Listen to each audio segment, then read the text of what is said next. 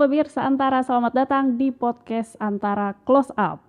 Nah, kali ini kita akan ngobrolin sesuatu yang termasuk dalam terobosan medis di Indonesia. Agustus 2024, ini baru aja ada terobosan baru, yaitu adanya operasi yang menggunakan sistem telerobotik. Ini pertama di Indonesia dan juga pertama di Asia Tenggara loh pemirsa Antara. Dan ini dilakukan untuk pasien yang ada di RSCM di Jakarta. Sementara dokternya itu yang melakukan telerobotik ada di Rumah Sakit Ngurah, Bali gitu ya. Dan kita akan ngobrol dengan salah satu dokter bedah yang bertanggung jawab nih untuk melakukan operasi telerobotik pertama di Indonesia dan Asia Tenggara ini.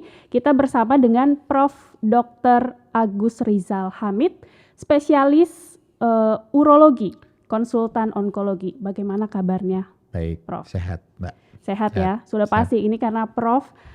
Dokter juga setiap harinya pasti harus sehat ya. Karena harus menangani pasien ya. Betul sekali. Dan kita kan juga memberikan nasihat ya buat pasien supaya selalu hidup sehat. Kita berusaha untuk sehat. Oke.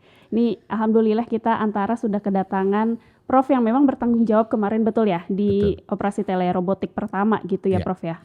Ini kalau bisa saya mention dulu, jadi tim bedahnya itu ada yang di RSCM, ada yang di RS Ngurah Bali gitu ya, Prof ya. Betul.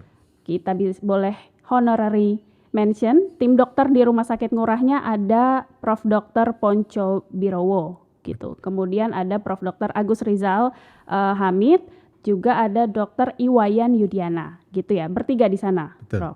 Kemudian untuk di Rumah Sakit Cipto Mangunkusumo di RSCM ada Dr. Fahri Rahman Taher, ada juga Dr.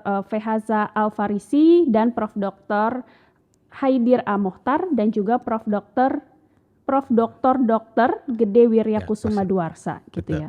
Ini adalah memang dokter-dokter yang memang ahli begitu ya di bidang telerobotik, atau seperti apa ini keahlian yang dibutuhkan untuk telerobotik sebetulnya, Prof? Ya, sebelum itu kita bicara dulu mengenai apa yang kita sebut dengan operasi telerobotik. Jadi telerobotik itu adalah suatu tindakan operasi minimal invasif yang basisnya sebenarnya adalah operasi robotik. Jadi robotik yang digerakkan oleh kita, oleh oleh dokter bedahnya. Kemudian pergerakan itu akan disalurkan ke tangan robot yang berada di pasien. Apa yang menjadi spesial adalah telerobotik ini adalah kombinasi dengan telekomunikasi. Jadi di mana tindakan atau kita sebut tempat kita melakukan tindakan operasi, karena robotik ini kita posisinya tidak berada di dekat pasien sebenarnya. Jadi di luar meja pasien, dan kita berada di yang kita sebut namanya konsol, jadi tempat khusus yang di situ kita menggerakkan alat seperti bermain game gitu ya.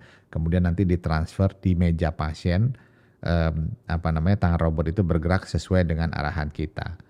Nah, telerobotik ini tentu alat yang menggerakkan itu jaraknya jauh, jadi tidak di dalam satu ruangan. Kalau selama ini kalau teleoperasi robotik di dalam satu ruangan, telerobotik adalah di mana alat ini bisa berada di beda ruangan, beda rumah sakit, atau berbeda pulau kalau di Indonesia. Makanya yang tadi bahwa basicnya adalah merupakan operasi robotik tapi dikendalikan dengan jarak jauh. Jadi makanya kenapa kami tim operator itu berada di Bali, kemudian tim yang berada berdekatan dengan pasien itu berada di Jakarta, seperti itu.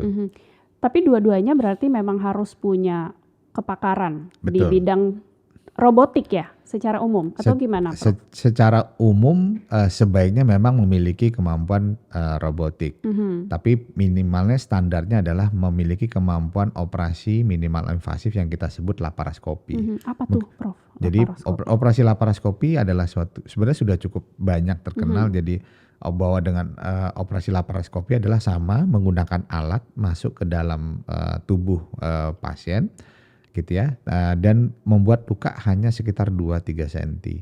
Jadi nanti dengan alat luka 2-3 cm ada alat yang masuk seperti kalau kita bilangnya sumpit gitu ya, masuk ke dalam, kemudian kita menggerakkan dan melakukan diseksi, penjahitan seperti itu. Jadi basicnya adalah itu. Kalau kemudian karena eh, terjadi troubleshooting, yang kita khawatirkan yang pertama adalah masalah komunikasinya. Kemudian memang troubleshooting masalah robotiknya. Komunikasi atau koneksinya gitu ya? Koneksinya. Jadi itu yang kalau terjadi sesuatu, bahwa kedua tim dokter ini harus memiliki standar minimal adalah kemampuan laparoskopi. Yeah. Kalau memang punya 2 mesin, tentu memiliki kemampuan operasi robotik. Tapi kembali lagi bahwa kalau kita bicara tujuan telerobotik surgery ini, selain melakukan pelayanan pasien yang dengan jarak jauh, tentu kami berharap transfer of knowledge. Jadi teman-teman atau tim yang berada di dekat pasien itu bisa melakukan atau belajar melakukan tindakan operasi robotik tersebut. Oke, gitu. Artinya biar misalnya nih dokter-dokter yang ada di wilayah yang mungkin sulit dijangkau begitu ya, yang ada di misalnya pulau terluar begitu, itu bisa belajar bedah secara robotik ini dari jarak jauh gitu ya. Betul. Dengan ahli yang sudah bisa di tempat lain gitu Prof. Iya. Dan ini memang sudah banyak dikerjakan di luar. Memang ada di beberapa negara yang sudah cukup rutin, seperti yang kami pernah kunjungin di Cina gitu ya. Jadi memang boleh dikatakan hampir setiap hari dikerjakan satu rumah sakit, minimal jaraknya itu sekitar 200 km dari rumah sakit satunya. Dan memang tujuannya adalah nanti dokter yang berada di 200 km tersebut dengan panduan atau didikan dari operator utamanya, tentu nanti mereka akan punya kemampuan seperti itu. Atau memang kasus-kasus sulit yang jarang ditemukan misalnya, yang membutuhkan bantuan dari tim yang sudah terbiasa atau dengan yang sudah mendapatkan atau mengalami kasus yang lebih banyak, itu bisa membantu melakukan tindakan operasi tersebut. Oke. Jadi kalau bisa dibilang ini adalah kegiatan operasi yang bisa dilakukan secara jarak jauh menggunakan bantuan robot-robot medis begitu ya, Prof ya. Betul. Tapi kalau kita bicara soal operasi robotiknya sendiri, ini kan telerobotik bagian dari operasi robotik gitu kan, Prof. Ini robotik mulai di Indonesia apakah sudah sejak lama atau seperti apa? Karena kalau yang tele-nya kan baru pertama kali nih dilakukan gitu. Yang robotiknya? Sebenarnya sudah cukup lama ya, sudah dimulai sejak 2011. Tapi kembali lagi bahwa pengembangan teknologi robotik ini sama seperti kalau kita mengaplikasikan teknologi baru, pasti biayanya mahal. Ya, contoh aja lah kita bicara handphone terbaru gitu ya, pasti membutuhkan biaya yang cukup mahal. Sehingga memang dari tahun 2011 sampai sekarang kita menyatakan bahwa itu tidak begitu berkembang karena masalah investasi atau apa itu masalah biaya seperti itu. Dan ini juga cukup menarik. Jadi Indonesia terus terang tertinggal dari negara sekitar. Sebagai contoh, negara terdekat kita Malaysia yang saya ketahui sebelum pandemi mereka sudah memiliki 6 robot. Tapi sekarang setelah pandemi yang saya dapat informasi sudah 15. Bahwa mereka merasakan bahwa teknologi robotik ini saat ini bukan lagi sesuatu yang boleh dikatakan uji coba gitu ya. Tapi memang dari data penelitian khususnya kami di bidang urologi, itu sudah banyak data yang menunjukkan bahwa kalau pasien dilakukan operasi dengan menggunakan robot untuk indikasi tertentu ya. Jadi memang tidak bisa semua, indikasi tertentu misalnya operasi kanker prostat yang masih stadium awal, itu angka komplikasinya baik saat operasi maupun sesudah operasi dan angka keberhasilan jangka panjangnya itu sekarang sudah terbukti lebih baik menggunakan alat robot dibandingkan tidak. Tapi kembali lagi bahwa di Indonesia sangat boleh dikatakan terlambat gitu ya. Tapi kita tidak boleh berhenti terus terang. Iya, pasti. Karena ini yang bukan demi gengsi dokternya gitu ya. Tapi tentu pasien ya. Tentu bagi orang yang membutuhkan ini sangat mendapatkan manfaatnya. Buat keberhasilan operasinya juga berarti Prof ya? Betul sekali, dengan luka yang minimal invasif, kemudian selain dia keberhasilan, recovery-nya menjadi lebih cepat. Dan lama perawatannya menjadi lebih cepat. Di beberapa negara bahwa recovery ini menjadi sangat penting karena sudah ada beberapa penelitian yang kalau penderita itu bisa recovery dengan cepat gitu ya, itu membuat dari sisi psikologis terutama dari pasiennya bahwa dia menjadi lebih baik, lebih cepat recovery. Kemudian tentu juga dari sisi pergerakan ekonomi. Dan tentu bagi keluarganya beban ekonomi itu tidak bertambah panjang sehingga dia bisa kembali bekerja, tentu bisa mensupport kembali keluarganya seperti itu. Jadi dampaknya juga nggak hanya ketika pas operasi dan keberhasilan operasi, tapi si recovery-nya gitu ya. Betul sekali. Sebelum lebih jauh Prof, tadi kan disebut kalau Malaysia kita tertinggal nih katanya dari negara-negara sekitar gitulah ya. Malaysia sudah punya atau sudah invest 15-an Betul. robot medis gitu. Robot medis. Indonesia punya berapa? Sampai saat ini baru 2 yang di Indonesia dan sedang dalam satu tahap penjajakan. Nanti kalau misalnya Pak Menteri Kesehatan bisa mensupport rumah sakit vertikal, tentu kita bisa mungkin ada 2 atau 3 robotik lagi yang bisa kita aplikasikan. Tapi memang saat ini semangat bagi kami, bagi tenaga ahli di urologi dan teman-teman bedah lain sebenarnya sudah merasakan bahwa kebutuhan robotik di Indonesia sudah sangat cukup tinggi gitu ya.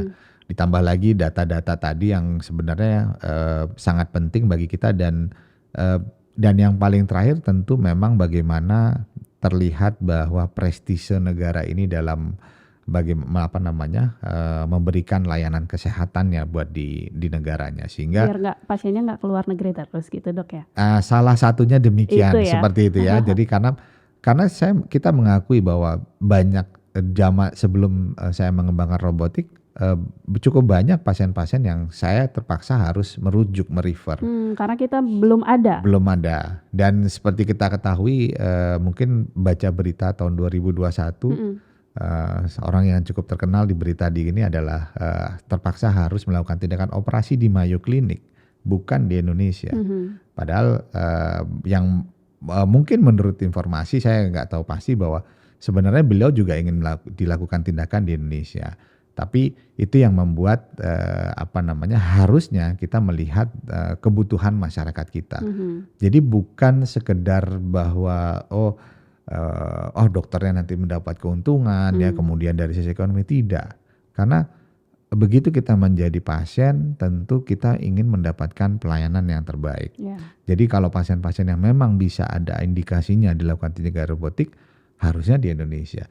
Dan sebenarnya lagi kalau kita melihat dan tentu saya dan beberapa teman juga merasakan bahwa sebenarnya pasien-pasien ini nggak ingin ke luar negeri. Karena dari sisi bahasa aja misalnya. Kalau Anda mengeluhkan sesuatu mungkin kalau bisa sesama bahasa daerah maka lebih enak lagi mungkin ya. Tapi kemudian juga penjelasan dokternya. Karena di sana kan walaupun dengan menggunakan bahasa Inggris, beberapa pasien itu merasa kesulitan mendapatkan penjelasan. Dan kemudian kelanjutannya, follow up-nya, mobilisasinya juga repot ya Pak. Ya, walaupun dulu digembar-gemborkan bisa jalan-jalan lah ya segala macam, tapi menurut saya dari pengalaman malah para pasien ini sebenarnya tidak tidak ingin gitu ya. Kalau misalnya kita bisa mengembangkan sistem pelayanan kita dengan baik khususnya di bidang robotik. Dan beberapa pasien juga mulai berpikir lebih senang dikerjakan di Indonesia karena ya itu tadi kulturnya ya, kemudian dalam saat perawatan dia mendengar orang yang bahasanya yang sama, itu menjadi hal yang utama yang sebenarnya mungkin itu belum kita pikirkan. Dan ya bahwa keinginan kita untuk pasien-pasien itu nggak keluar ya tentu kita harus memperkuat sistem pelayanan kesehatan kita di Indonesia. Artinya itu ya harapan kita masyarakat dan juga para pasien pasti adalah ekosistem kesehatan, ekosistem pelayanan medis di Indonesia memang sudah oke gitu ya. Jadi kalau bisa di dalam negeri ya ngapain harus keluar gitu ya Prof. Betul. Dan dari pengalaman tadi yang saya bilang bahwa sebagian besar pasien saya yang dari luar menyatakan hal tersebut gitu ya.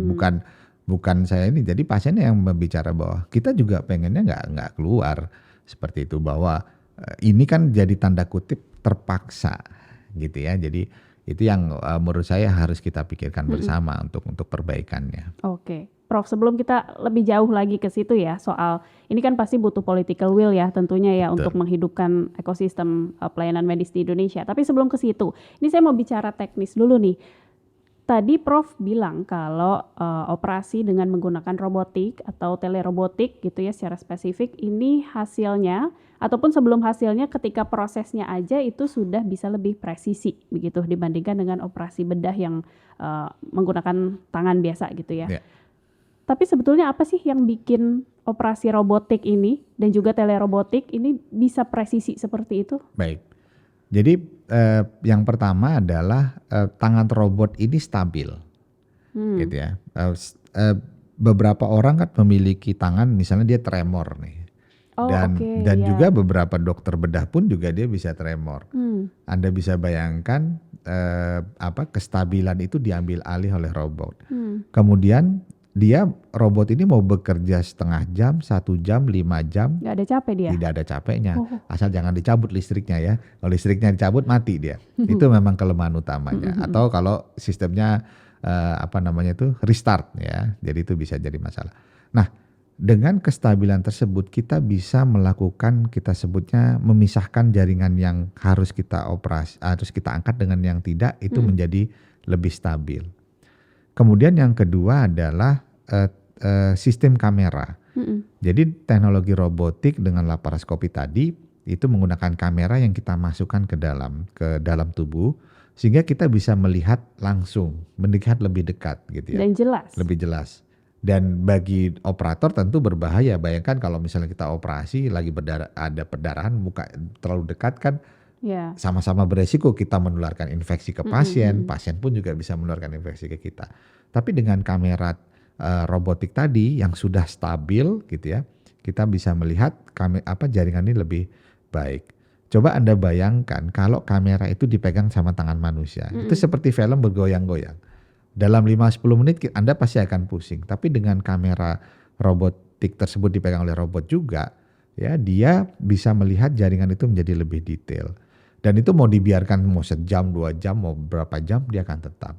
Sehingga kita bisa melakukan melakukan diseksi, melakukan penjahitan misalnya itu menjadi lebih presisi. Dan itu sudah terbukti. Ditambah lagi bahwa dengan pengembangan terbaru kita bisa melihat 3 dimensi. Coba Anda bayangkan kalau kita kan mata manusia menggunakan 3 dimensi. Tapi begitu di kamera handphone itu kan menjadi 2 dimensi. Nah, kamera robotik ini itu membuat jadi 3 dimensi. Jadi persis seperti kita melihat organ itu di depan mata kita. Dengan mata kepala sendiri gitu kali ya? Selain di depan mata kepala sendiri, dia dekat. Kalau operasi yang terbuka kan harus jarak jauh. Betul. Karena begitu, mohon maaf ya, kalau misalnya ada darah muncrat kan kita kena. Harus kalau kita misalnya bersin bisa malah jadi sumber infeksi. Jadi dengan begitu kita bisa melihat menjadi lebih dekat. Ya itu tadi keuntungannya adalah pada saat melakukan diseksi atau pemisahan jaringan yang harus kita operasi, harus kita angkat, itu menjadi lebih detail. Dan angka komplikasinya menjadi lebih rendah. Jadi itu kelebihan teknologi robotik yang kami rasakan. Jadi kalau boleh ditanya gitu, survei misalnya, mungkin 100 misalnya dokter bedah ditawarkan operasi robotik gitu ya, mungkin 110-nya setuju gitu menggunakan robotik. Jadi di survei 100 yang 110, jadi lebih. Karena memang kelebihan itu yang menurut kita bahwa kita mesti akui peran robotik dan kita melihat bahwa bagaimana aplikasi robotik yang saat ini dimanapun selain medis itu banyak memberikan manfaat. Dari sisi kemanfaatannya adalah yang terpenting buat pasien mendapatkan bahwa risiko komplikasi menjadi lebih rendah dan outcome-nya menjadi lebih baik. Mekanismenya ketika tim dokter bedah ini melakukan operasi robotik atau kita bicara telerobotik aja ya, Prof ya, biar langsung. Misalnya contohnya yang kemarin RSCM dan RS Ngurah di Bali gitu. Itu yang ada di situ siapa saja, kemudian yang dokter mana mengoperasikan mana, dokter mana memegang konsol misalnya tadi dipegang, itu gimana Prof? Ya, jadi yang pertama tentu kita bicara secara tim ya. Dan inisiasi ini dimulai dari Profesor Ponco terus terang di awal memberikan berdiskusi bersama dengan senior saya Prof Haidir, ke Profesor Gede Wirya ya, kemudian saya dan juga tim yang mensupport Dr. Yudiana, Dr. Fahri, dan tadi Dr. Faiz sebagai murid kami yang membantu. Dan kita membuat visi dulu, berdiskusi siapa yang akan melakukan menjadi operator yang bergerak di situ. Tentu yang berada di situ adalah orang yang sudah terbiasa dengan alat robotik. Dan siapa yang menjadi tim di pasien yang kita kutip menjadi tim backup, tentu orang yang sudah ahli di bidang laparoskopi. Nah, di awal tentu kami harus melakukan pelatihan dulu karena masing-masing robot itu punya spesifikasi yang berbeda. Sama seperti kita test drive mobil. Ya, kita ingin nyoba mobil A, ya kita test drive dulu. Kan kita harus ada pelatihannya karena setiap mesin robot punya spesifikasi. Contoh kalau mobil berbeda kan, persnelingnya aja bisa satu di setir, bisa satu di samping gitu ya. Kalau berarti yang kemarin itu robotnya memang khusus untuk operasi, kemarin pasiennya kista ginjal gitu ya? Betul. Jadi kalau untuk robotnya memang robot yang bisa telerobotik. Tidak semua mesin robot bisa melakukan untuk telerobotik surgery. Dan robotik mesin robot yang bisa disambung dengan 5G seperti itu. Dan kita harus melakukan pelatihan dan kebetulan bahwa mesin itu dikembangkan di Cina. Jadi kami mendapatkan pelatihan dulu untuk terbiasa dengan alat itu. Kemudian kami sebelum telerobotik tentu mengaplikasikan robotik itu 1-2 pasien untuk membiasakan lagi. Baru kemudian kita menentukan siapa yang menjadi tim di konsul, siapa yang menjadi tim di pasien. Jadi kesepakatannya adalah waktu itu Prof. Ponco dan saya di Dr. Yudiana di Bali, kemudian Prof. Haidir dan Prof. Gede Wirya dan Dr. Fahri berada di pasien. Nah, penentuan kasus tentu karena ini pertama kita sebenarnya bukan mencari kasus yang kompleks karena kita ingin menguji dulu kemampuan dari telekomunikasi di Indonesia. Indonesia sudah terkenal ada punya 5G dan kebetulan memang Jawa dan Jakarta dan Bali ya dari G20 itu karena Bali itu dipilih begitu. Salah satunya itu satu, kemudian yang kedua kebetulan saat itu kita akan ada acara Kongres Urologi Asia. Karena memang lagi di sana gitu. Memang lagi di Bali juga. Jadi itu yang membuat kita bersamaan dan semua sebagai coincidence dan kita menetapkan hal itu. Dan kasusnya memang dibuat kista ginjal memang boleh dikatakan tanda kutip sederhana tapi kita ingin melihat koneksivitasnya. Nah kemudian tentu persiapannya ya. Persiapan yang pertama adalah sisi keselamatan pasien. Kita melakukan inform consent pasiennya, kita jelaskan, kemudian kita memberitahukan bahwa apapun kita punya tim backupnya sama pasien.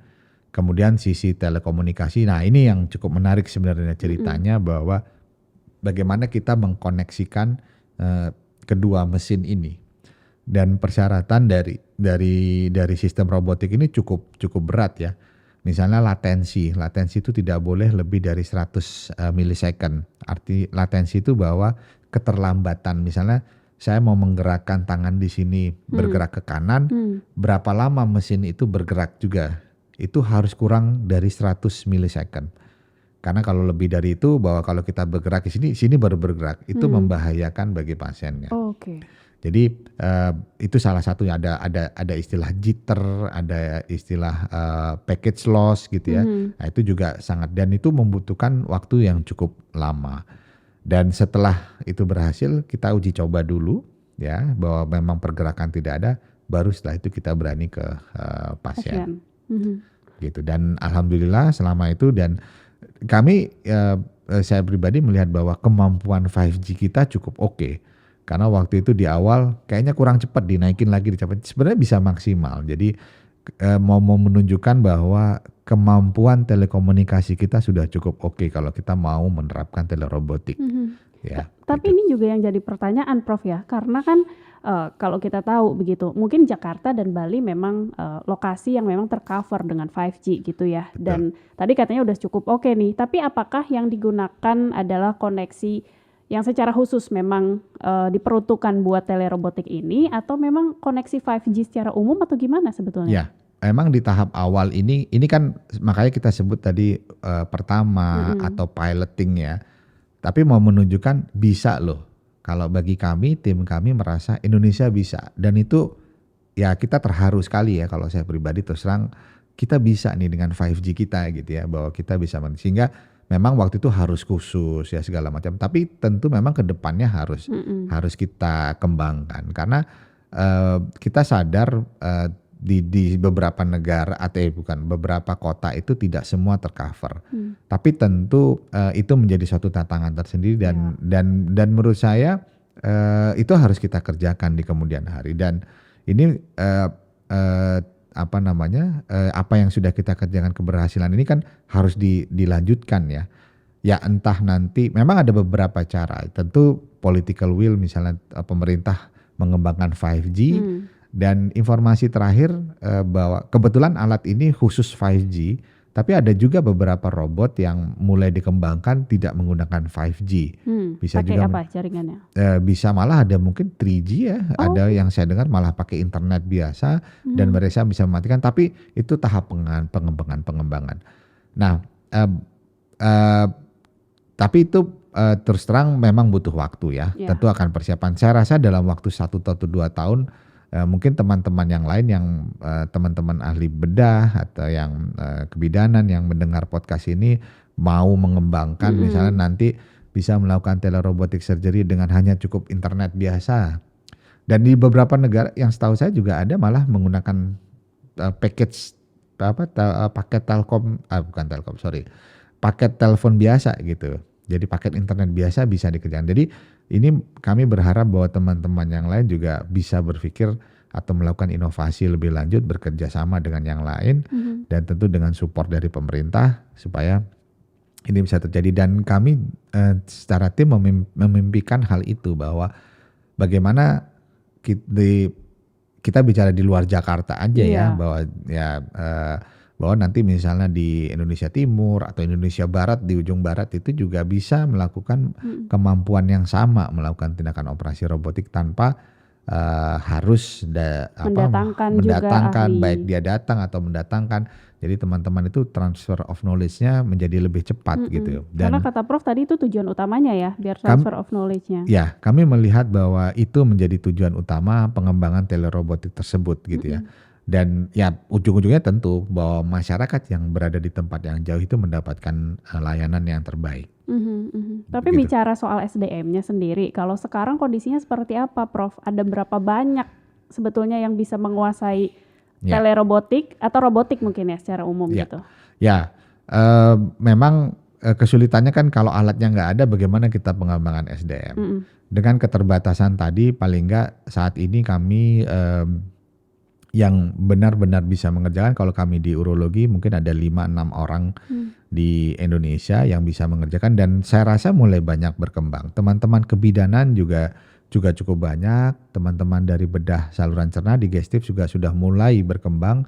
Dan kebetulan saya juga menjadi ketua perkumpulan robotik medis Indonesia, dan begitu kita lihat bahwa istilahnya Robomedisia, begitu kita tawarkan siapa yang menjadi anggota, tentu dan banyak sekali yang berminat, karena kalau kita bicara simposium keluar itu aja, semua sudah berbicara tentang robotik. Kalau kita bicara operasi, biar kita nggak ketinggalan juga ya, jadi banyak yang minat gitu, Prof. Sangat betul sekali, terutama generasi berikutnya, generasi muda itu mereka sangat semangat lah, apalagi suatu teknologi. Dan kita tahu bahwa generasi muda ini kan sangat teknologi driven, internet driven, apalagi telerobotik. Dan malah di beberapa negara yang senior yang saya tahu itu anak-anaknya udah diajarin tuh, nih coba kamu ngerjain robotik, tapi bukan di manusia ya, dia bisa dimanekin seperti itu, dan itu sudah mulai ditunjukkan. Dan mereka adopsi teknologi operasi itu menjadi sangat lebih cepat gitu lah. Dan ini menjadi suatu kalau di kalangan kami memang menjadi suatu tujuan ya, bahwa kedepannya ada telerobotik. Tapi yang paling penting terus terang saya selalu bilang bahwa keuntungan itu adalah di pasien, ada di masyarakat. Dimana kembali lagi bahwa dengan teknologi robotik itu angka komplikasi, angka keberhasilan jadi lebih tinggi. Oke, keuntungan memang buat pasien gitu, Prof. Tapi sejauh ini untuk kita bisa mendapatkan pelayanan operasi robotik atau telerobotik gitu nantinya ke depannya, biayanya akan seberapa mahal ini Prof? Ya. Dan di mana saja ya yang bisa Baik. melakukan operasi robotik? Biaya itu kan sangat tergantung dari sistem kesehatan kita.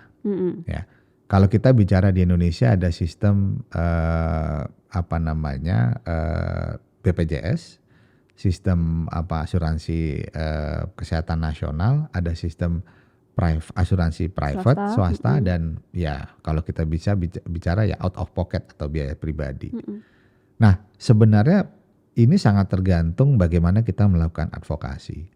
Nah, memang saat ini sayangnya adalah teknologi robotik ini masih berada di rumah sakit swasta. Sehingga memang ke depannya ini masih di asuransi swasta. Tapi kan semua teknologi bahwa untuk yang BPJS sangat tergantung dari pemerintah BPJS ya. Sangat tergantung bagaimana mereka mensupport dan ini saya rasa negara ini cukup mampu ya. Karena kalau dihitung dengan keuntungan segala macam itu bisa dikerjakan. Kita sudah banyak melakukan kita sudah banyak bukti karena kebetulan saya juga bekerja di Rumah Sakit Cipto Mangunkusumo juga gitu ya. Di rumah sakit pemerintah ya, rumah sakit vertikal Kementerian Kesehatan bahwa begitu teknologi ini disupport sama pemerintah, kita akan mengerjakannya dengan cukup baik. Jadi memang tergantung dari political will. Kita sih inginnya, kalau bagi dokter sebenarnya kita pengen mau melakukan bahwa ini bisa disupport sama BPJS. Tapi kan kembali lagi bahwa teknologi baru itu pasti membutuhkan biaya yang lebih tinggi. Tapi kembali lagi bahwa biaya ini semenjak setelah pandemi ini banyak alternatif robot yang bisa kita kita gunakan, itu biaya sudah mulai bisa kita tekan. Dan ini yang akan membuat menjadi cukup menarik bahwa biaya itu akan menjadi lebih rendah. Ya tentu ada hitung-hitungannya. Tapi kembali lagi bahwa sudah ada perhitungan di luar negeri yang saya rasa bahwa kalau kita hanya bicara berapa spending cost-nya itu memang terlihat mahal. Tapi kalau kita bicarakan berapa in return-nya atau kembalinya buat pasiennya, buat negara, itu sudah mulai data global menunjukkan bahwa kita mengeluarkan sekian, boleh dikatakan misalnya $1 Amerika, kita bisa mendapatkan in return $6. Gitu. Nah, konsep ini yang memang juga harus dirubah. Bagaimana kita tidak hanya menginvestasi atau mengeluarkan uang, tapi in return-nya, ya itu kan sebenarnya kita bisa lihat medical tourism di Malaysia seperti apa, bahwa mereka mensupport sistem kesehatan, in return-nya adalah ya kalau kita bilang pasien Indonesia gitu ya yang ke sana, tapi in return dari sisi kesehatan, dari sisi income, dari sisi pajak itu menjadi lebih banyak. Gitu. Saya setuju dengan pernyataan ini karena kita nggak cuman mikirin ketika mengeluarkan uangnya saja gitu ya, tapi dampak-dampaknya yang didapat setelah itu. Tapi ini juga pertanyaan yang memang harus dijawab Prof gitu ya, sebagai masyarakat, sebagai mungkin calon pasien nih ke depannya gitu ya, yang memungkinkan untuk bisa operasi robotik atau telerobotik. Kira-kira penghitungannya adalah berapa kali lipat dari operasi biasa nih? Kalau itu nggak lebih dari 2 kali lipat ya, karena perhitungannya adalah saat ini tentu kita mulai dengan laparoskopi. Yang perlu kita hitungkan adalah berapa biaya habis pakainya setelah robot itu ada biaya namanya biaya habis pakai. Jadi misalnya sterilitas, alat robot itu ada perhitungannya. Dari perhitungan mungkin kita akan menambah sekitar 50%-nya dari harga yang biasa. Kalau dengan ya itu mungkin dengan data-data terbaru, tapi perhitungannya akan mengarah ke sana. Jadi jangan dipikirkan dengan robot terus berkali-kali lipat, enggak itu. Ya, dan di luar negeri pun juga melakukan efisiensi. Karena kembali lagi bahwa karena kita kan di bidang kesehatan itu nah itu memang salah satu kesulitan kita karena kita pengennya sebenarnya juga kalau bisa nggak mahal-mahal juga gitu ya, karena tujuan kita sebagai dokter kan biar pasien yang terlaksana. Tapi ini tentu nanti saya rasa tim ekonomi ya, kebetulan Pak Menteri Kesehatan kan juga orang ekonomi, tentu bisa akan lebih mudah ya menghitung ya perhitungan cost ini bisa berapa. Tapi saya rasa tidak sampai harus berapa kali lipat dan dari pengalaman sih nggak sampai 2 atau 3 kali lipat. Tentu ada biaya lebihnya. Nanti saya tidak bisa bilang berapa persen karena saya tidak terlibat di keuangan itu. Tapi yang saya lihat sepintas tidak sampai 2 atau 3 kali lipat dari yang ada. Karena ada operasi yang sudah bisa kita kerjakan dengan laparoskopi, kemudian dengan tambahan ini tentu biayanya. Nah, memang tentu ada biaya investasi, ada biaya ini, tapi kembali lagi bahwa in returnnya bahwa ke pasien itu akan negara akan mendapatkan keuntungannya. Gitu. Dan supaya operasi robotik dan juga telerobotik nantinya akan bisa menjadi opsi yang bisa dipakai meluas gitu ya di Indonesia, Prof. Ini apakah operasi dengan robot atau telerobotik ini bisa dilakukan untuk berbagai macam penyakit atau yang sudah kan tadi ya seperti disebutkan urologi begitu ya. Tadi juga Prof menyebutkan kebidanan gitu ya. Penyakit-penyakit apa aja secara spesifik Prof sebetulnya? Memang robot ini adalah dikembang. Jadi robot itu banyak sekali jenisnya. Ya, aplikasi pengguna robot. Nah, robot yang kami gunakan yang Edge Medical ini atau sama dengan kayak yang merek lain kayak Da Vinci atau yang lainnya, itu memang operasi yang organ yang berada di rongga tubuh atau di rongga tubuh. Jadi dada sama perut. Gitu ya. Jadi 2 itu. Jadi siapa yang bisa mengoperasi 2 rongga disebut adalah tentu urologi, bedah digestif, bedah saluran cerna, kebidanan. Nah, kalau di rongga dada tentu bedah toraks, bedah toraks kardiovaskuler. Dan tentu juga ada robot lain misalnya yang untuk tulang, bedah ortopedi ya, bedah ortopedi itu beda jenis robotnya. Yang sekarang pengembangan untuk kepala, bedah saraf itu ada juga beda. Jadi sekarang itu justru sudah mulai merata penggunaannya, tidak hanya urologi saja. Tapi memang di mana-mana itu inisiasinya di seluruh negara itu banyak kan inisiasinya dari urologi. Tapi teman-teman yang lain juga cukup banyak dan proporsinya kalau kita lihat data dari luar negeri itu berimbang, baik dari sekarang urologi, bedah digestif, kebidanan itu cukup berimbang lah jumlah kasusnya. Makanya kenapa di berbagai negara itu percepatan penggunaannya percepatan jumlah robotnya meningkat.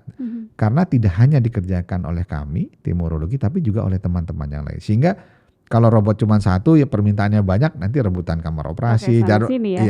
Tempatnya sih sama, tapi permintaannya saya mau minta misalnya gini, ya hari ini cuma boleh 1 kan kasihan pasien yang ngantri. Oh iya, ngantrinya jadi lebih panjang ya. Jauh lebih panjang karena misalnya urologi misalnya untuk operasi prostat ini nggak bisa, harus menunggu dulu teman dari digestif, dari ini segala macam. Itu kan prinsip keadilan juga harus dikerjakan ya, harus diterapkan. Jadi makanya kenapa di negara lain itu dalam satu rumah sakit malah bisa 2 atau 3 robot. Karena pelayanannya itu cukup banyak yang membutuhkan ya teknologi robot tersebut. Jadi saya selalu melihat bahwa boleh saya katakan di Indonesia terlalu jujur saja dikhawatirkan tadi, mohon maaf, masalah biaya, masalah investasi gitu ya. Padahal di negara lain tahu bahwa investasi biaya terlalu, tapi ternyata dengan dilakukan analisis yang baik, dilakukan dengan program yang baik, itu bisa terlaksana. Dan justru di beberapa negara support pemerintah itu sangat ini, dan mereka menganggap pemerintah di situ bahwa negara ini butuh prestise. Ya, dengan teknologi robotik itu menunjukkan bahwa negara kita ini sejajar dengan negara-negara lain. Ya, setuju. Ya, sekarang kalau kita orang Indonesia tenaga ahli ahli bedah gitu, kalau nggak bicara robotik kita nggak punya kesempatan untuk bicara seperti itu. Dan kembali lagi memang mungkin karena saya khawatirnya gitu ya, bahwa kita paradigma kita melihat bahwa ini cost-nya akan tinggi, ini akan ini, dan akhirnya kita tidak bergerak. Dan yang sebenarnya dirugikan adalah masyarakat. Kalau kita semua masih berpandangan tentang ekonomi yang terlalu detail tersebut, in return-nya adalah kita juga, masyarakat kita. Dan bisa dibayangkan kita harus berpikir bagaimana kita bisa membantu orang Indonesia yang nggak bisa keluar negeri. Ya, jadi misalnya saya diingatkan, coba pikirkan misalnya yang keluar negeri itu mungkin nggak sampai 20-30% lah dari masyarakat. Biasanya 200 juta, bayangkan masih ada 150 juta yang harus kita pikirkan. Jadi memang sangat dibutuhkan peran dari terutama pemerintah ya karena tentu support tadi kembali ya dan pihak swasta kita mesti mengakui mereka juga harus investasi dan pihak insurance. Insurance ini bisa BPJS, bagaimana bisa membantu karena kalau hanya berpikir tentang ekonomi tadi yang terkena adalah masyarakatnya. Dan itu yang kami rasakan dan setelah saya berdiskusi dengan teman-teman di luar pun juga dan mereka di kita itu asal semua duduk bersama kemudian ini itu bisa biaya tadi bisa ditekan, bagaimana efisiensi itu kan berkaitan semua segala macam bagaimana efisiensi dan pada akhirnya sistem contoh sederhana aja misalnya sistem donasi ya itu seperti Mayo Clinic yang saya dengar informasi itu mereka bisa mendapat donasi dan malah beberapa pasien yang dilakukan operasi robotik free.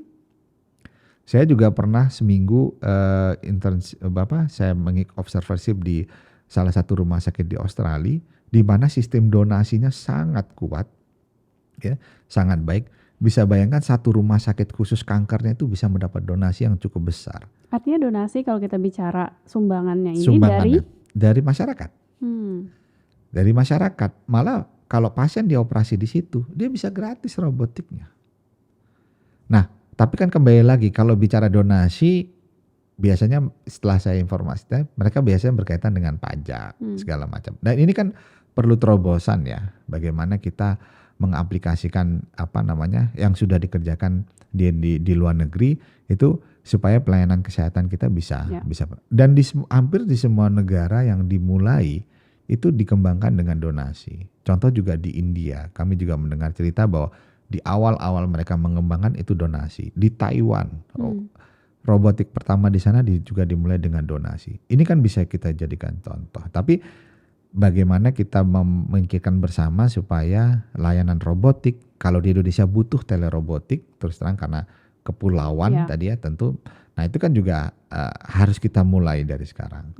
Jadi yang paling penting tentu masyarakat yang akan mendapatkan manfaatnya.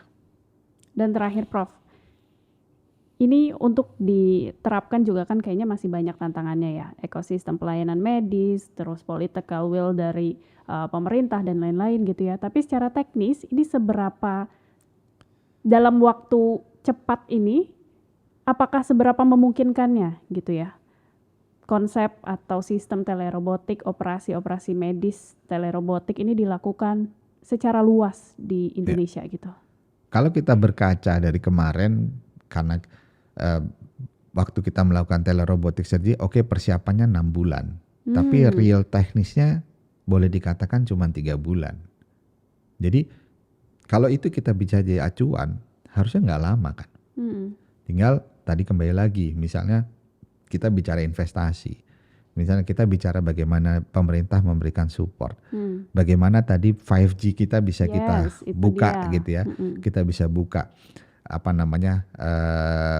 dan saya cukup kaget. Itu nggak dalam hitungan 1 hari bisa kecepatan itu bisa dibuka. Artinya memang bisa dan bisa, memungkinkan iya. gitu ya. Nah, kalau kita lihat saja tadi pilot project saja itu dalam 3 bulan kita secara bersama-sama ya terus terang waktu itu juga dari pihak robotiknya, dari pihak Edge Medical yang mensupport kita, kemudian dari pihak Telkomsel yang pada saat itu membantu dan Kominfo sangat membantu juga pada saat itu.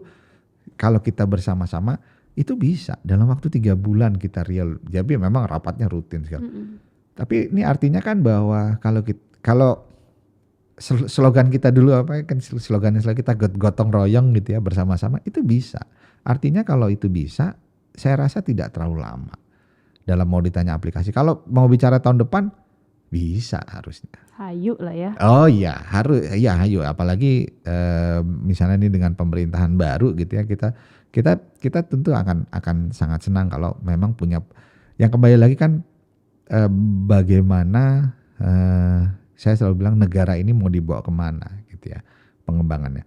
Tapi tentu juga tanpa harus begitu ya kembali lagi bahwa kita mengajak semua pihak terus pemerintah, pihak swasta, pihak asuransi bersama-sama pihak Kominfo dan tapi kita kenapa kita mengendorse waktu itu saat kita mulai dengan pilot project itu cuma ingin menunjukkan bahwa Indonesia ini bisa. Indonesia ini bisa dalam waktu 3 bulan, kalau perencanaan udah 6 bulan, tapi persiapan benarnya 3 bulan, bisa juga dengan semua berbagai pihak ya, dengan support ini, support itu, tentu dengan support biaya juga dari beberapa pihak yang bantu. Artinya bisa ini Indonesia. Dan kalau kita sangat khawatir dengan tadi investasi, dengan biaya segala macam, tanpa kita coba berpikir cara keluarnya, bagaimana kita merubah paradigma kita karena tujuan kita pasien, saya rasa nggak lama, nggak susah. Dan saya sih selalu berharap, kita berharap coba tahun depan mudah-mudahan bisa kita kerjakan. Tahun 2024 juga kita berhasil, baru kita selesai pandemi kita bisa buat terobosan. Dan satu hal lagi bahwa kita waktu itu dari Kongres Urologi Asia itu kita sangat mendapatkan apresiasi dari teman-teman sekitar. Khususnya dari Thailand dan Malaysia yang mirip kondisi sama kita, mereka justru sekarang bersemangat. Jadi mereka melihat bahwa Indonesia ini bisa, harusnya negara kita bisa. Jadi saya rasa tinggal bagaimana kita menjaga momentum ini. Ya tentu saya ucapkan terima kasih dari pihak Antara News ini mau membuat podcast ini. Saya tuh berharapnya kami dari tim telerobotik ini di Indonesia, dari urologi tentu supaya tadi seberapa cepat itu bisa terlaksana, dan harusnya makin cepat. Karena kembali lagi kami selalu bilang bahwa masyarakatlah yang akan mendapatkan banyak keuntungannya, pasien lah yang akan mendapatkan keuntungannya dari apa semua inovasi yang kita kerjakan. Dan yang kata kunci, kita bisa. Gitu. Kita bisa ya, karena sudah dicontohkan lewat terobosan tadi, lewat pilot project tadi, dan tentu kalau saya selaku masyarakat gitu ya, yang mungkin di kemudian hari juga bisa pasien yang membutuhkan telerobotik ini juga pasti harapannya sama ya. Ini bisa diterapkan dengan cepat, dengan murah, dengan aksesnya mudah, dan juga sudah meluas di seluruh Indonesia. Prof. Rizal ini terima kasih banyak sudah sharing soal pengalaman operasi telerobotik pertama di Indonesia dan di Asia Tenggara. Dan tadi sih kalau saya mengutip kata-katanya Prof, Thailand sudah bersemangat dan negara-negara tetangga gitu bersemangat ya. Jangan sampai kita sudah memulai tapi nanti ketinggalan lagi gitu ya. Makanya momentumnya harus dijaga. Betul. Gitu. Oke, terima kasih banyak Prof. Rizal dan pemirsa Antara. Itu dia obrolan kita soal operasi medis telerobotik yang sudah dilakukan pertama kalinya di Indonesia dan juga di Asia Tenggara. Jangan lupa pemirsa Antara untuk menyaksikan podcast di antaranews.com dan juga YouTube Antara TV Indonesia dan juga Noise dan Spotify Podcast Antara. Kita akan ketemu lagi di episode-episode yang inspiratif selanjutnya. Sampai jumpa. Boleh bye-bye dulu, Dok.